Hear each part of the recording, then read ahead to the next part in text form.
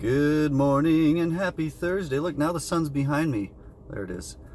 Shining down on us, sunny Southern California. Got palm trees on the shirt today. And again, it's Thursday. I always say Monday is the greatest day of the week, but Thursday is a prelude to beautiful Friday and then a coming Monday. We got all kinds of stuff to be excited for. Driving you around town today, and I wanted to point out we had this great interview with the one and only Lisa BILYEU. That's B as in boy, I-L-Y-E-U for those who don't know. No, now the sun's, I'm gonna get sunburned here. I'm gonna have a beautiful red half of my face.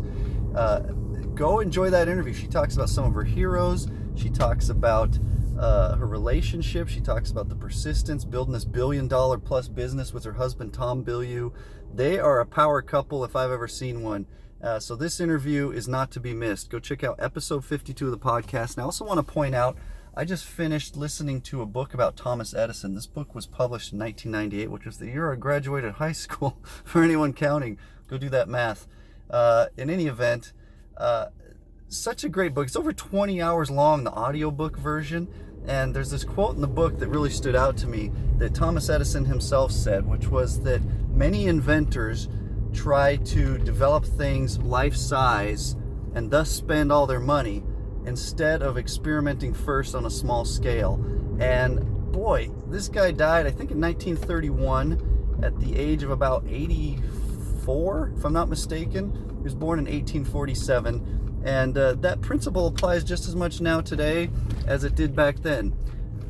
Experimenting on a small scale, whether you're doing anything in business or music or marketing of any sort or whatever, this is still a principle that people talk about today. Start small and then build from there. It's probably what Lisa and her husband did, building this company, Quest Nutrition, and she has this other thing now called Women of Impact. The last word of the book, by the way, about the good old inventor Thomas Edison, which, by the way, he did not do all this by himself. He had teams of people working with him, developing the phonograph and the light bulb and all these other beautiful things.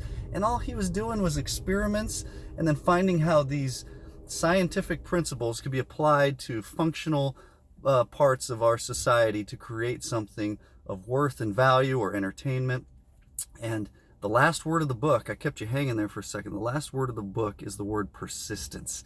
And if there's anything that embodies Thomas Edison, it's the word persistence. So if there's something you need to persist with in your life, let's follow his example. Let's be persistent. Many of you have heard the story about developing the light bulb, where he tried all kinds of different filaments and things to run this electricity and develop a light bulb, and over 1,000 experiments until he finally came up with the thing that worked.